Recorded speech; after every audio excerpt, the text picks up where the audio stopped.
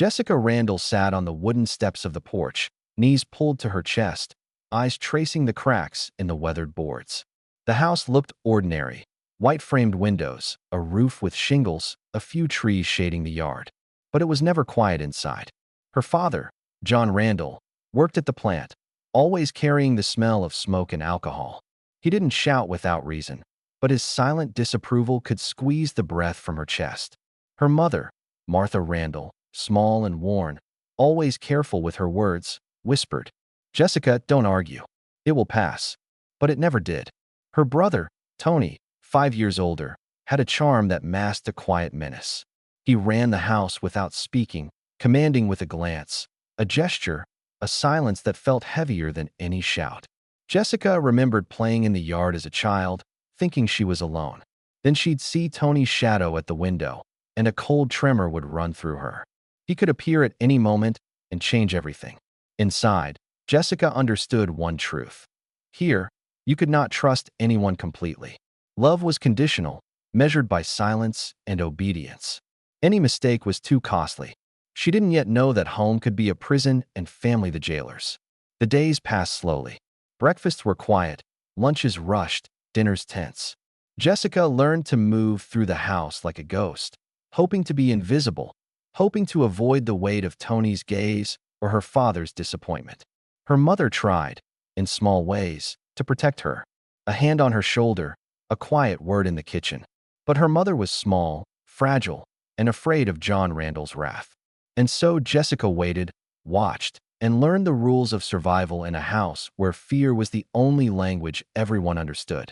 By the time Jessica turned 9, the subtle unease she had always felt in the house had begun to grow into something she couldn't name. Tony had changed. The games they once played in the yard, climbing trees and whistling together, were gone. Now, every smile hid a shadow. Every glance felt like a warning. One evening, after dinner, Jessica was gathering the dishes when she noticed Tony standing in the doorway of the small room they shared. "Why are you staring at me like that?" she asked, her voice trembling. He smiled, but it didn't reach his eyes. "I'm just checking on my little sister," he said, stepping closer. "You shouldn't be alone in the dark." Jessica's stomach tightened. There was a difference in the way he looked at her now, a possessiveness she couldn't understand. She wanted to run, to hide, but the room was small, the walls close, the air heavy. Her mother noticed the tension, of course. Martha tried to intervene once, walking into the room. "Tony, go to your own bed," she said softly, a quiver in her voice. "I'm fine here," Tony replied easily, shrugging. "Just keeping Jessica company." Her mother looked away, defeated.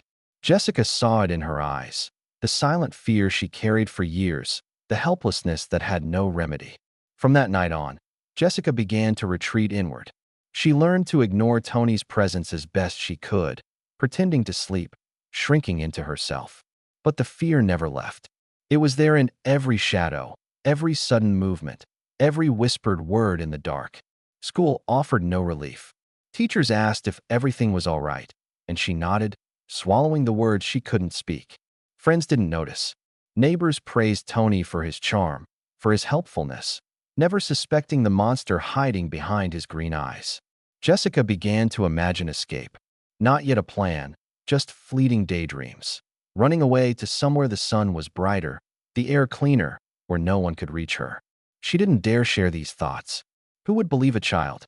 Who could she tell without making things worse? And so she waited, trapped in a house that seemed to shrink around her with every passing day, learning the bitter truth. Sometimes the people meant to protect you are the ones who keep you imprisoned. Jessica had always known fear, but nothing prepared her for the night it became real. She was 10, sitting on the edge of her bed, reading a book by the dim light of a small lamp. The house was silent, or so she thought. Tony's shadow appeared at the doorway, and her stomach dropped. "Jessica," he whispered, stepping into the room. "Come here." She shook her head, hugging the book to her chest. "I'm reading," she said, trying to sound braver than she felt. But he didn't leave. The air grew heavy, each breath feeling like a trap. He walked closer, and she could see the smile that no child should ever carry.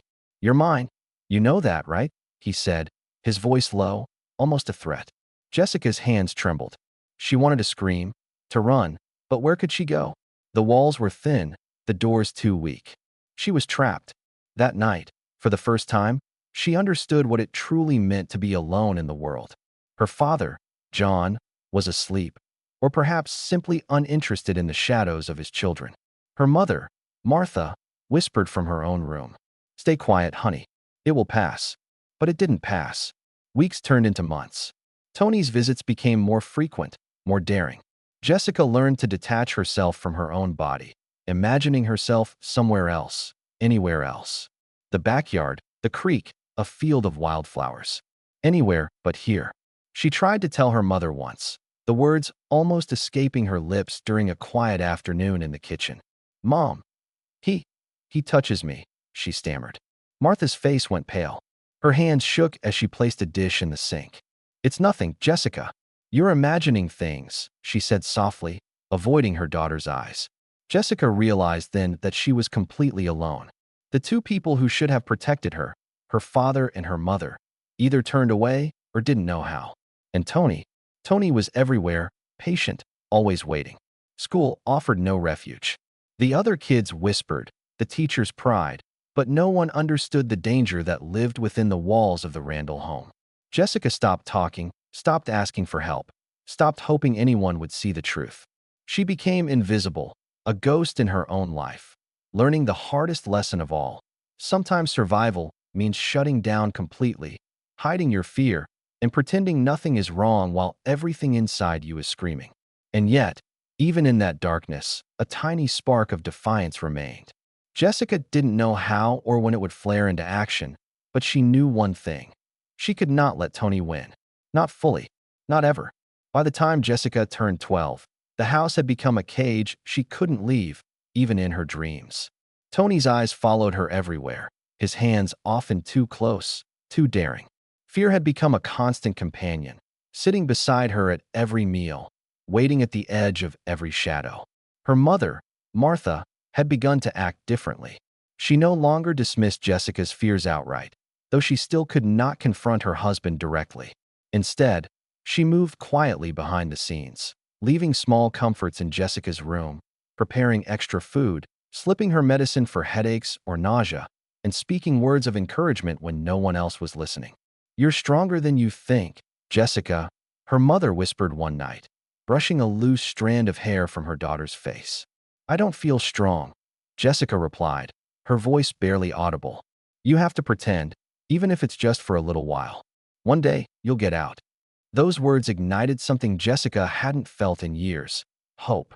Not a wild, careless hope, but a quiet, simmering determination. She began to plan, studying the routines of her father and Tony, memorizing when the house would be empty, when the locks were easiest to pick, how far she could walk before anyone noticed. She even began collecting small items she might need: a worn blanket, a can of formula secretly saved from Mrs. Johnson, the neighbor who had always been kind but careful to never draw attention. Each item was a small victory, a proof that she could fight back, that she could survive. But the stakes were terrifying. Tony was no longer just a threat. He was a predator who could appear at any moment. Jessica learned to sleep lightly, to wake at the slightest sound, to clutch the blanket she had secretly hidden beneath her mattress like a lifeline. "If I leave, will you come with me?" she whispered to her mother one morning, clutching a half-eaten piece of bread. "I can't," Martha said softly, her eyes filled with tears. "But I will help you. That's all I can do." Jessica realized then that she was truly alone in carrying the burden of escape. Every night, she rehearsed the plan in her mind, slipping past Tony's room, avoiding her father's watchful eyes, running as far as she could with Charles, her little brother, clutched to her chest. The danger was constant. One wrong move could result in punishment, perhaps worse. And yet, the thought of freedom, of a life where Tony couldn't touch her, where she could breathe without fear, was worth any risk. She didn't know when she would act. Perhaps in weeks, perhaps months. But Jessica Randall, the frightened girl who had once bitten a pillow to keep from screaming, was slowly transforming into someone who could survive, someone who could fight, someone who could dream of life beyond the prison walls of her own family. And that small, flickering flame of defiance was enough to carry her forward, one tense, quiet step at a time. Jessica had been planning for months. Every step, every second accounted for, yet the fear never left. She was 14 now, and Charles, her little brother, was 3 months old. His innocent cries were the most precious sound she had ever known, and the most terrifying reminder of what she had to protect. It was a cold December morning. The house was quiet. Her father, John, had left for work, or so she thought. Tony was outside playing basketball, a rare moment when he was distracted. Martha had gone to the backyard to hang laundry, the rhythmic snap of clothes flapping in the wind masking the tension in the house. Jessica took a deep breath, holding Charles close. His tiny body pressed against hers, trusting, unaware of the dangers surrounding them. She wrapped him in a thick blanket, bundled the few clothes and a can of formula Mrs. Johnson had secretly provided. No suitcase, no money, just a desperate hope and a silent prayer. She opened the gate slowly. One step. Two. The world outside seemed impossibly large, impossibly free. She smiled briefly at the sky, tasting the cold air, feeling the possibility of life beyond the Randall house. And then she heard it.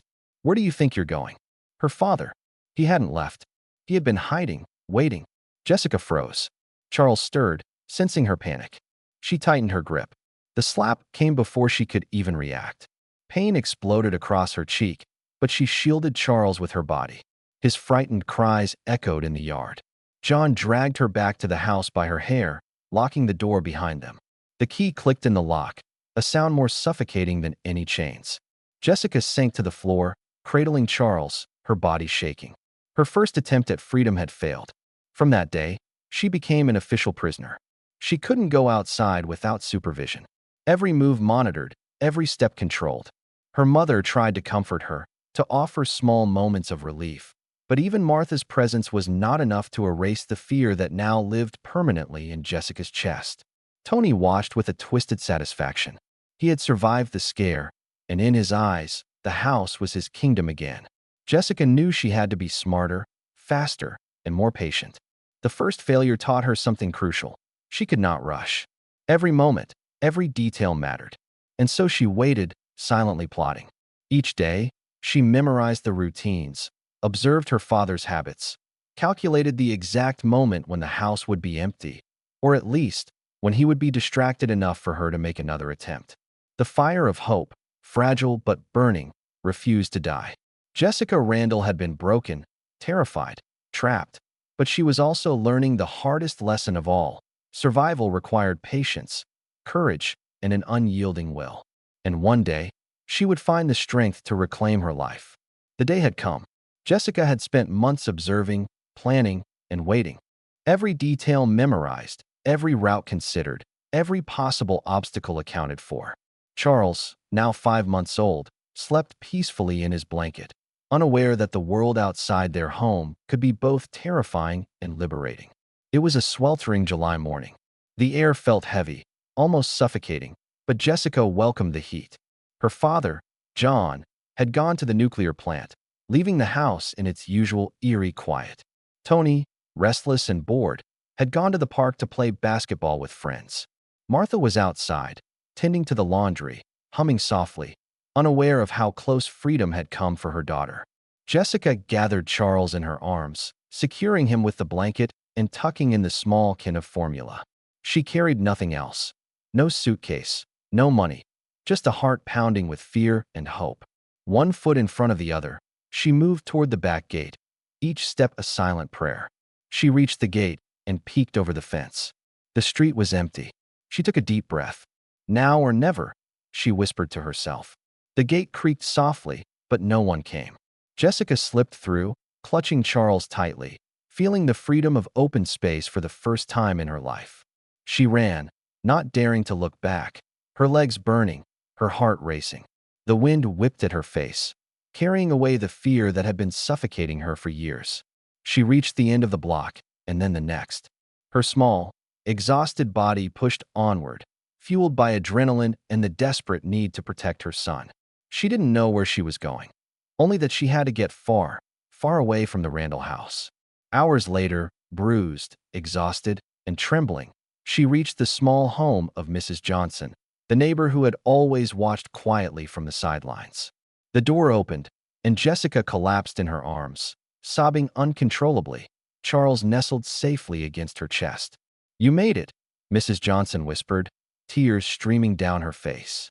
I, I did," Jessica stammered, her voice breaking. "I got him out. We're safe, we're free." For the first time in years, Jessica allowed herself to breathe. She looked at Charles, his tiny hands gripping her fingers, and felt an overwhelming wave of love and relief. He was alive, innocent, and untouched by the horrors of the Randall house. Mrs. Johnson helped them inside, offered water, comfort, and soft blankets.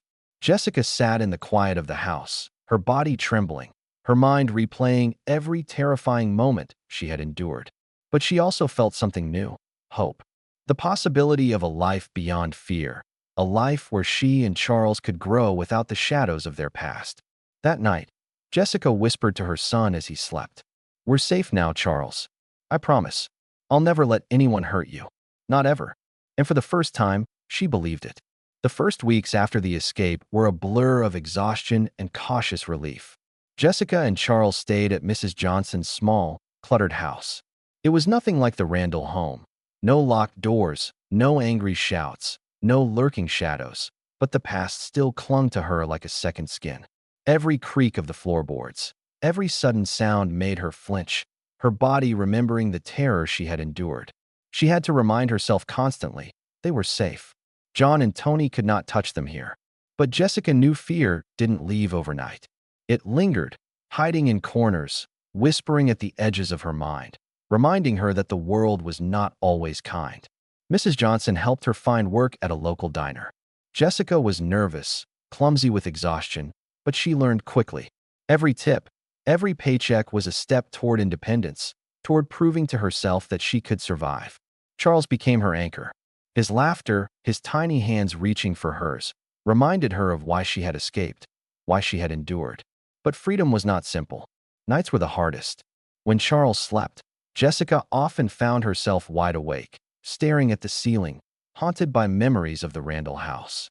She could see Tony's green eyes, feel the weight of his hands, hear her father's cruel words echoing through the empty room. Panic would surge through her chest, making her heart race, her hands tremble. She learned to breathe through it, to remind herself that those days were behind her, but the scars remained. The townspeople were kind, curious, sometimes suspicious, but mostly, they left her alone.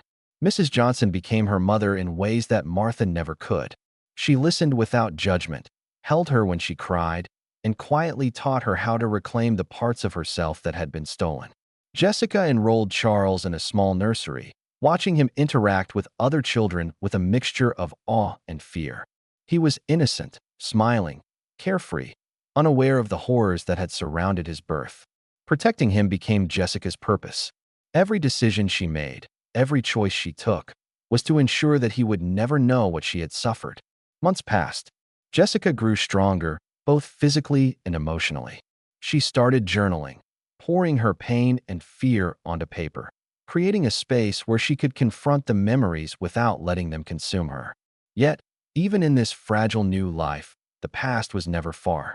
Jessica had dreams, horrific, vivid dreams, of the Randall house, of Tony's possessive eyes, of her father's cruel hands. She would wake in the middle of the night, soaked in sweat, clutching Charles to her chest, whispering, "I will never let them take you from me." The world outside was bigger than the house she had fled, bigger than the fear that had dominated her childhood.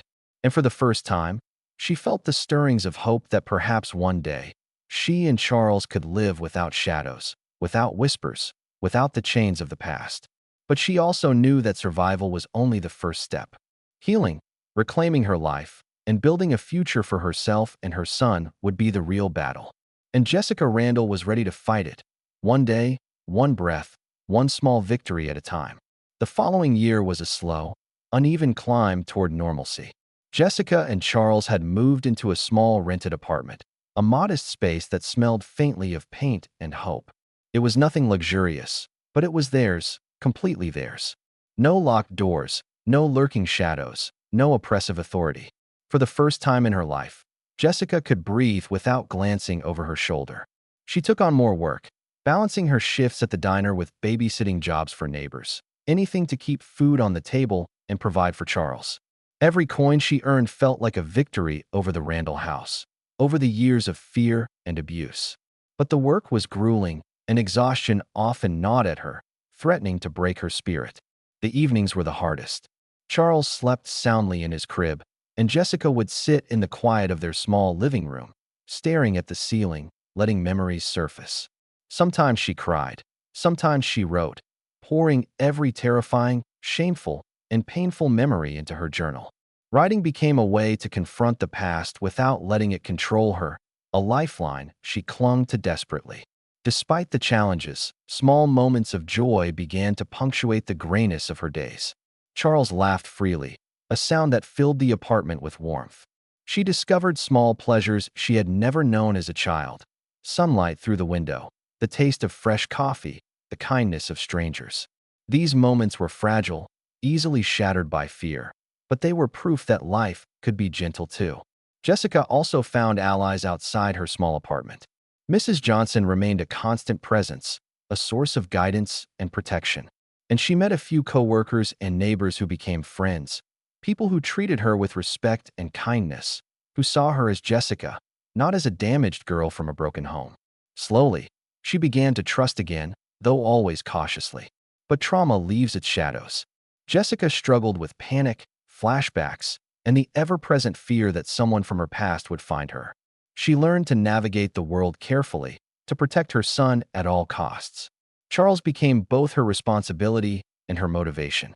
Every smile from him, every tiny milestone, strengthened her resolve to never let him experience the horrors she had endured.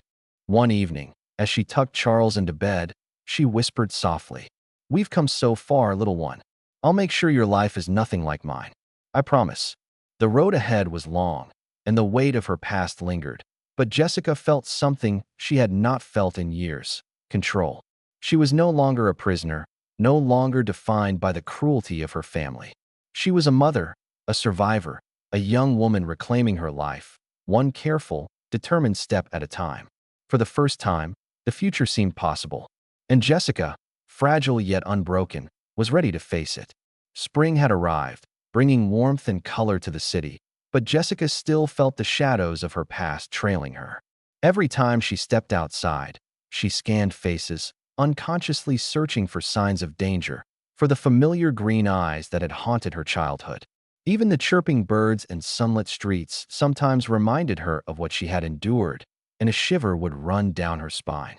Charles, now nearly 2, had grown curious and lively, his laughter echoing through their apartment like music Jessica had almost forgotten existed. She found herself watching him, marveling at his innocence, and vowing silently that no harm would ever touch him. Protecting him became more than a duty. It became her mission, the anchor keeping her steady in a world that had once felt chaotic and cruel. Work remained grueling. Long hours at the diner left her muscles aching, but the money allowed them to stay afloat. She saved every extra penny, thinking of a future where Charles could have toys, books, and the safety she had never known. Mrs. Johnson continued to guide her, teaching Jessica practical skills: how to budget, how to stand firm against unreasonable employers, and how to navigate the small dangers of daily life without panic consuming her. Yet danger was not always external. Memories of Tony's possessiveness, of her father's anger, came unbidden. She would wake in the night, heart pounding, imagining shadows in the corners of their apartment. Sometimes she would hold Charles close, rocking him until her own trembling slowed, whispering, "You're safe. I'm here. I won't let anyone hurt you." Through these trials, Jessica began to notice a subtle change within herself. She realized she could face fear and survive it. She could make decisions, protect her son, and reclaim parts of her life that had once been stolen. The girl who had once bitten pillows to avoid screaming was gone. In her place stood a young woman hardened by experience, but not broken, determined to shape her own destiny. The community around her began to play a larger role too. Friendly neighbors, some of whom had quietly offered small acts of help, a warm meal, babysitting for a few hours, became lifelines. She learned to accept assistance, to trust cautiously but not withdraw entirely. Every gesture reminded her that not everyone was like the Randalls, that not all men were cruel, and not all silence meant complicity. One afternoon, As Jessica walked Charles through the park, a mother approached with her child, smiling warmly. They spoke about school, toys, and ordinary parenting struggles. Jessica realized, with a mix of awe and disbelief, that she could belong to this world, that she could carve out a life for herself and Charles, one filled with small joys, careful freedoms, and moments of laughter. But she knew vigilance was necessary. Every decision carried weight. Every misstep could jeopardize their safety. She began keeping a small notebook with names, addresses, and plans, thinking ahead for emergencies. It was not paranoia, it was strategy, a new skill she had acquired to counter the chaos she had endured. By the time summer approached, Jessica felt stronger, more capable, and more alive than she had in years. She could see a path forward, not an easy one, but one where she and Charles could grow, learn, and heal. Shadows would always linger, but she had discovered something more powerful than fear: resilience. And for the first time in her life, Jessica Randall allowed herself to believe that they could thrive, that Charles could grow without the chains she had carried, and that she could finally be free. The summer heat pressed against the windows, but Jessica felt a strange sense of lightness in the air. Charles, now approaching 3, ran through the small park near their apartment, chasing pigeons and squealing with delight. Watching him, Jessica felt a swell of determination unlike anything she had known before. She could no longer allow fear to dictate their lives. She had survived the unthinkable. Now it was time to thrive. Jessica had started saving more aggressively. Every extra dollar from babysitting or tips at the diner went into a small box hidden beneath the floorboards, a secret fund for a future she was finally daring to imagine. She had dreams of a real home, not just an apartment, a safe neighborhood where Charles could play without the shadow of her past following them. One day, a flyer pinned to the community bulletin board caught her attention. Night classes for women. Learn office skills, earn independence. She hesitated. Could she really do this? Could she trust herself to navigate new surroundings, new people, and new challenges? Her heartbeat raced as she thought about her past, the years of control, fear, and manipulation. And then she thought about Charles, about the life she wanted for him. That thought gave her courage. The classes were difficult at first. Words seemed foreign on the page, and numbers danced mockingly in her notebooks. But Jessica was relentless. Every mistake was a lesson, every small success a victory. She practiced typing at home late into the night while Charles slept beside her in the crib. She memorized forms, practiced filing systems, and learned basic bookkeeping. With each passing week, her confidence grew, and so did her hope. The work at the diner became less of a burden and more of a stepping stone. She applied the skills she was learning in class to small bookkeeping tasks, impressing her supervisor. One afternoon, he said with a nod, "Jessica, you have a sharp mind. Ever thought about office work full-time?" It was the first time anyone had spoken to her, as though she were capable of something more than surviving. She smiled quietly, a tentative glimmer of ambition taking root. At home, Jessica and Charles settled into a comfortable routine. She cooked simple meals, read to him every night, and for the first time, allowed herself to laugh without guilt or fear. She talked to him gently about the world, about kindness, and about choosing courage over fear. He was too young to understand the horrors of her past, but she wanted him to grow up strong, loved, and free from the darkness that had haunted her childhood. One evening, after a long day of class and work, Jessica sat on the small balcony of their apartment, holding a cup of tea and watching the sun dip below the horizon. She thought about how far they had come. She thought about the Randalls, about Tony, about the nights filled with terror and the years of silence. And she allowed herself one quiet, private thought. We survived, and now we begin again. For the first time in her life, Jessica felt a future stretching before her like a road waiting to be traveled. Not safe, perhaps, but hers. She knew the journey would not be easy. There would be obstacles, setbacks, and moments of fear. But for the first time, she understood something crucial. She had the power to shape her own destiny, to protect Charles, and to reclaim the life that had once been stolen from her. The first step had been taken, and with it, the weight of the past began to loosen, ever so slightly, like chains falling from her wrists. The autumn wind rattled the windows of Jessica's small apartment, carrying with it a chill that seemed to seep into her bones. Charles slept soundly in his crib, unaware of the storm of emotions swirling through his mother. Jessica sat at the kitchen table, balancing her checkbook and reviewing the tiny savings she had accumulated. Each dollar represented not just survival, but hope, a future she was determined to fight for. Yet, as she sipped her tea, a creeping unease settled in. The past, she realized, was never far behind. Tony's green eyes, the twisted pride, the secret knowledge of her pain, they haunted her still. She had managed to escape physically, but the memory of those nights lingered like a shadow that refused to fade. One evening, while walking Charles back from the park, Jessica noticed a familiar figure standing across the street.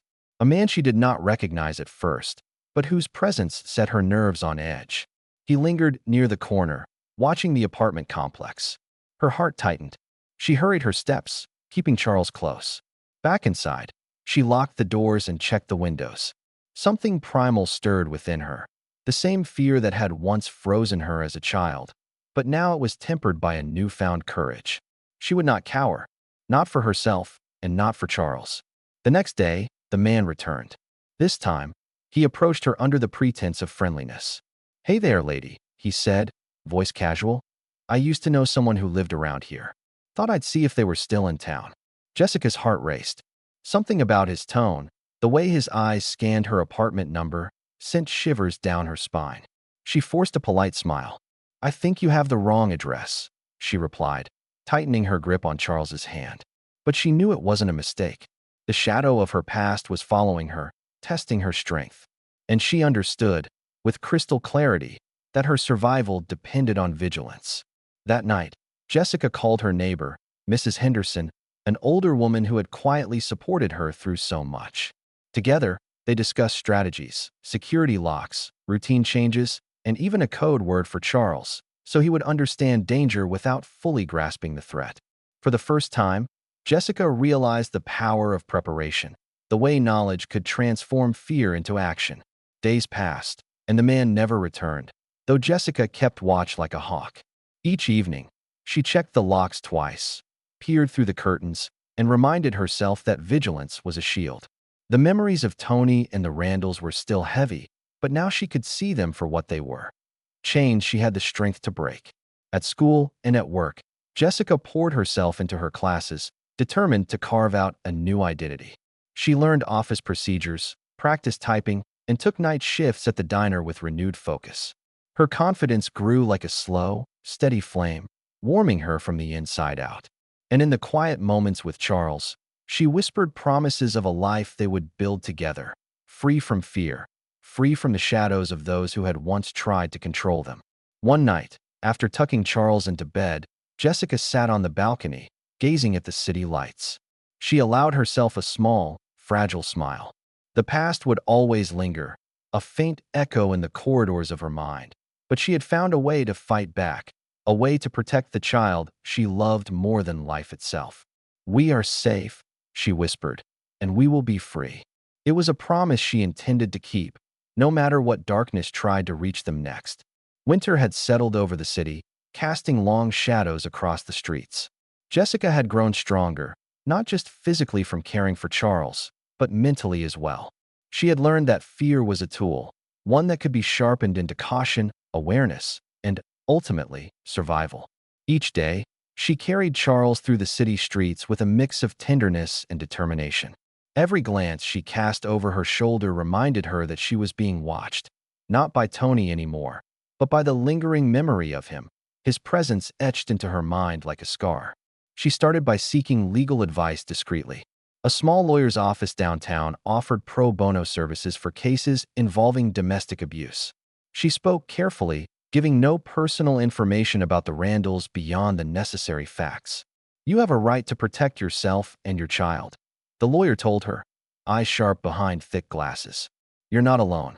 We can help you establish custody and restraining orders, even if the father is unknown. You're stronger than you think." Jessica left the office with a folder of documents, her heart pounding. Each form represented a step toward liberation, a blueprint for a life she could finally claim. The fear still lingered, gnawing at the edges of her resolve, but it no longer controlled her. Back at the apartment, she began preparing.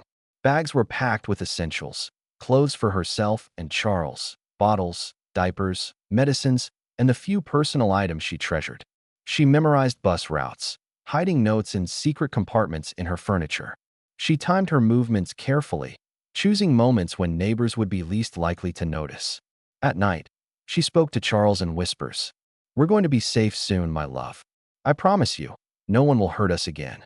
She imagined a life where his laughter wasn't followed by anxiety, where she could cradle him without flinching, and where she could finally sleep without checking over her shoulder every 5 minutes.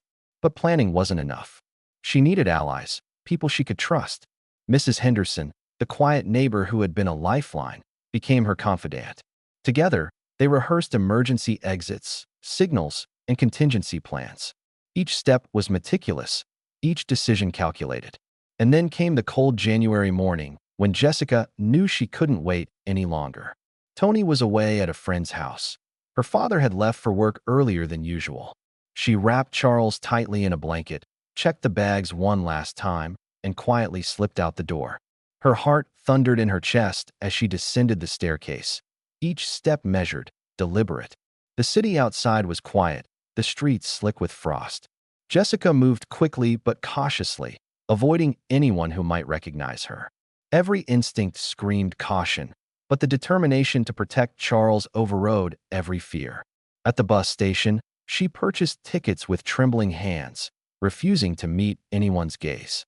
The bus would take them far enough to start over, far enough to escape the shadows that had haunted them for too long. As they boarded, Jessica whispered to Charles, "Hold on tight, my love. We're leaving the past behind."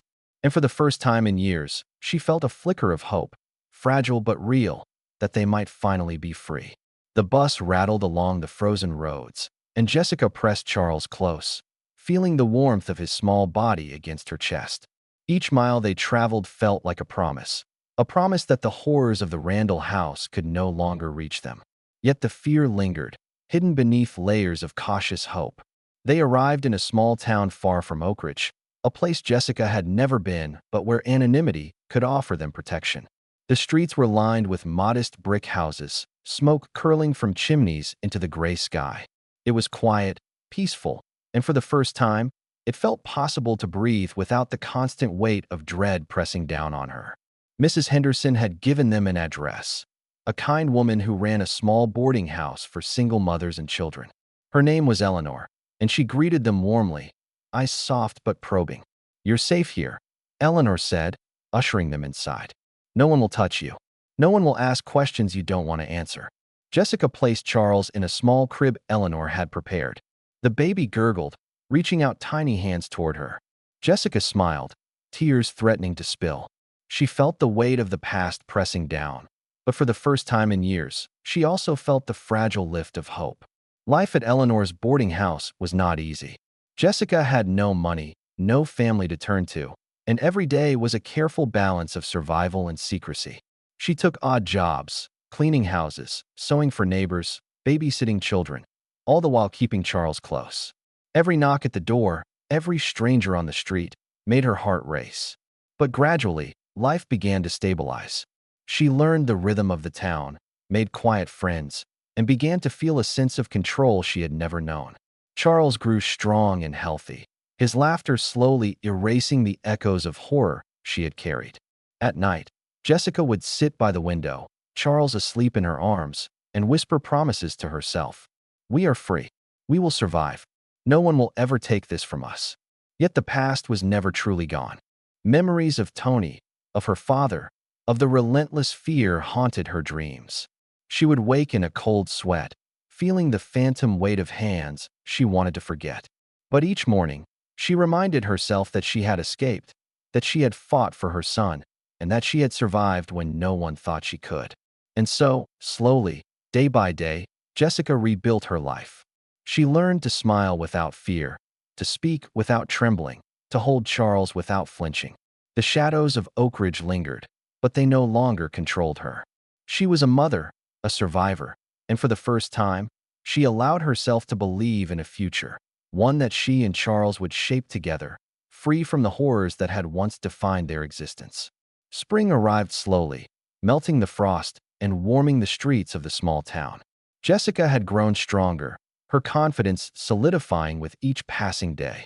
Charles was a thriving baby, his laughter a balm to the raw memories that haunted her nights. Yet the past, she knew, never fully disappeared. One afternoon, as Jessica walked Charles in the stroller through the quiet neighborhood, she noticed a figure standing across the street, tall, dark-haired, eyes that seemed too familiar. Her heart skipped a beat. She froze, her mind racing. Tony? No, impossible, it couldn't be him. But the figure didn't move. And then, just as suddenly, it turned and walked away, blending into the crowd. Jessica's chest tightened. Fear surged, not of the stranger, but of what it reminded her. The nightmares, the whispers, the constant vigilance she had learned to live with. That night, she sat by Charles's crib, rocking him slowly, whispering promises. No one will touch you. I will protect you. Always. She realized that running had not been enough. True freedom required more than distance. It required preparation, strength, and vigilance. Jessica began taking self-defense lessons in secret, learning to recognize danger, to act quickly, to protect her child. She researched legal protections, understanding her rights as a single mother and as a survivor of abuse. Slowly, she built a network of allies, neighbors who understood discretion, a local midwife who had been kind, and Mrs. Henderson, who still kept in touch from afar. Each night, she went over contingency plans in her mind, escape routes, hidden stashes of money, emergency contacts. She practiced with Charles in her arms, imagining scenarios, testing her reactions. Fear was no longer paralyzing. It was a signal, a tool, a teacher. Months passed.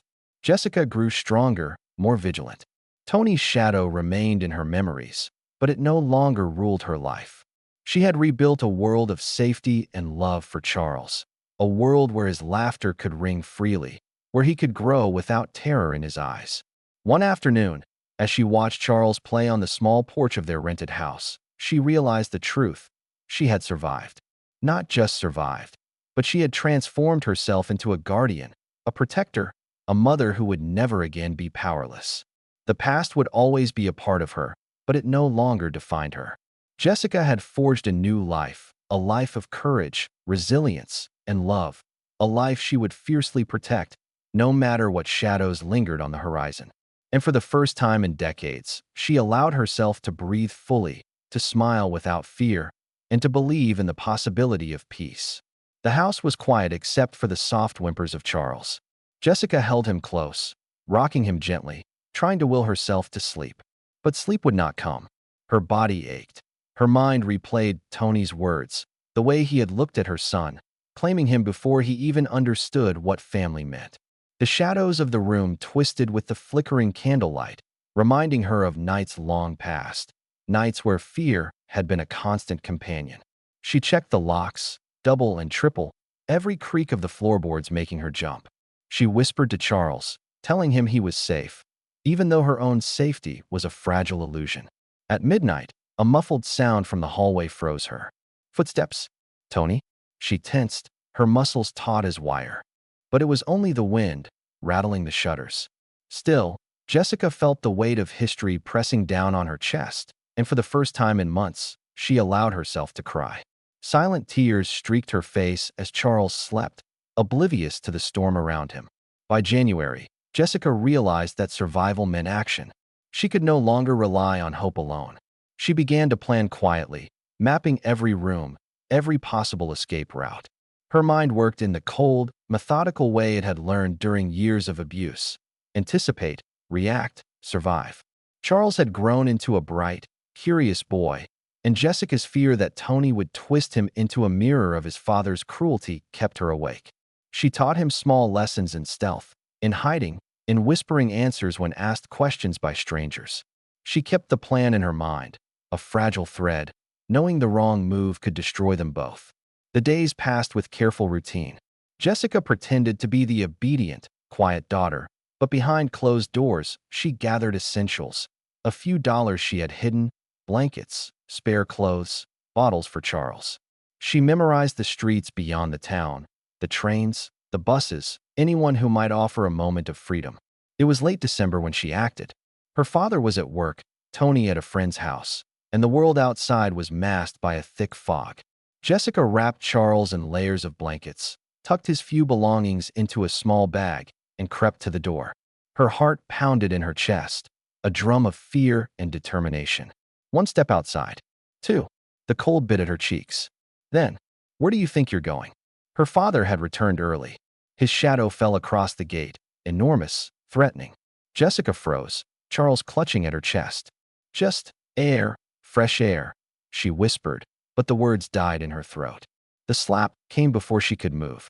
She fell, protecting Charles with her body, the weight of years of fear pressing down.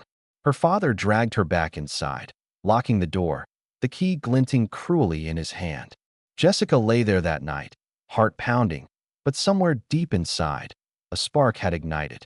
She knew the escape could not be now, but it would come. The fight for Charles's future had only begun. The following weeks were a blur of fear and quiet rebellion. Jessica moved like a shadow through her own home, careful not to draw attention. Every creak of the floor, every glance from her father or Tony was met with a taut, invisible wall of control. She learned to speak in half-truths, to nod and smile, while planning in silence. At night, when Charles slept, she whispered to him stories of a world far beyond their suffocating house. She traced out maps on scraps of paper, marking streets, bus stops, and the nearest towns. Her mother helped silently, leaving little packages of food, spare clothes, and small coins tucked into hidden corners. Martha's eyes said everything without words: fear, guilt, and a fierce determination to protect what little they could. One night, Tony appeared at her door. Jessica's heart raced, but she had rehearsed this moment countless times in her mind. "Come on," he whispered. "Let me see him." "No," she said, voice firm despite trembling. "He is mine. Only mine." Tony smirked, leaning close. "He's my blood, Jess. Don't forget it." Her stomach turned. Fear, rage, and protective instinct merged into one. She clenched her fists, remembering the countless nights she had endured, the years stolen from her, the innocence destroyed. She would not let him claim her son. March arrived, and Jessica felt the pressure mounting. She had saved every possible dollar, memorized the bus schedules, and even scouted the small station beyond town under the guise of errands with her mother. Every day, Tony's obsession grew, his touches and whispers a constant reminder of what she had survived, and what Charles must never endure. One evening, while her father drank himself into a stupor, Jessica seized the moment. She packed Charles into a worn blanket, slipped on her coat, and crept down the back stairs. The wind cut through her thin gloves, but her resolve was steel. 1 block, 2 blocks, 3. Then the sound of heavy footsteps made her heart leap. It was Tony. "You really think you can leave?" he hissed. Jessica froze. But then, years of fear had honed her. With one swift movement, she pushed the stroller into the narrow alley, ran toward the train station, and dove behind a stack of crates. Tony cursed, his figure disappearing into the misty street. The bus was waiting. Jessica held Charles tightly, tears streaking her face, whispering promises she had sworn she would keep. The doors closed behind them, and for the first time, she felt a glimmer of hope. The nightmare was far from over, but they were moving toward freedom. Jessica and Charles arrived in a neighboring town, small and unknowing, but it was enough. She found work cleaning houses, doing laundry, anything that would keep food on their table and a roof over their heads. Nights were long, and sleep was always interrupted by nightmares of Tony, of her father, of the house that had been both cradle and prison. But in the cold mornings, Charles's laughter filled the tiny apartment, and Jessica felt the first stirrings of life beyond fear. She enrolled him in school, made friends with neighbors who didn't ask questions, only offered kindness. Slowly, the shadows receded, replaced by small moments of trust, laughter, and love. Years later, Jessica would tell Charles fragments of the story, carefully chosen, enough for him to know resilience and courage, but not the full horror. She never forgot, never stopped carrying it in the quiet corners of her mind, but she also never allowed it to define their lives. In the end, they were free. Not perfect, not unscarred, but alive. And sometimes, that was all that mattered. Years had passed. Jessica Randall, now in her late 60s, sat on the small porch of her modest home. the summer sun warm on her skin. Charles, grown, strong, and kind, was inside, laughing with friends over something trivial, unburdened by the horrors of the past. Jessica's hands trembled slightly as she traced the lines on her face, each one a testament to survival, to battles fought in silence, to nights when she had whispered to a tiny boy about a world far from fear. The memories were vivid, and sometimes they hit like a punch to the chest. The smell of whiskey, the looming shadow of Tony, the bruises that no one asked about. But she had survived. She had taken what the world had stolen and, piece by piece, reclaimed her life. She had loved, protected, and raised a child who would never know the darkness that had nearly swallowed her. She had learned that family could be hell, yes, but family could also be chosen. In the kindness of neighbors, in the strength she found in herself, in the love that grew from resilience rather than innocence, she discovered freedom. And so, on that quiet porch, Jessica whispered to the wind, to anyone listening, to the ghosts of her past, and to herself, "I survived. We survived. And though the world may not always protect the innocent, I will." The sun dipped low, painting the horizon in gold, and for the first time in decades, Jessica allowed herself to breathe fully, to feel hope instead of fear.